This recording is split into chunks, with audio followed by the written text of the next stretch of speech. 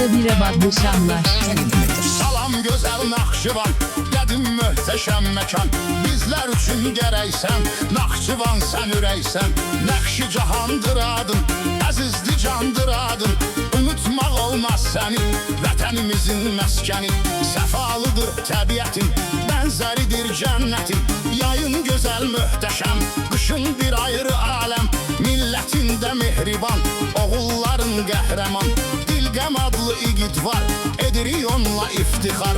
Hörmətli qiymətlidir, işində diqqətlidir. Yaxşılara dayaqdı, mərddir həm də qoçaqdı. Əl tutub çox insana, salam var bu oğlana. Şərur kimi məskənin, o zeyvə düdəngənin. İftixardı hər zaman, Allahı olsun təkan. İstanbuldadır indi, həmişə görək sevindi. Avand olsun işləri, çəkməsin heç dərd səri. Çatdı söhbətim sona, sevgilisindən ona. Bu sözlər hədiyyədir, eşqsiz həyat heç nədir.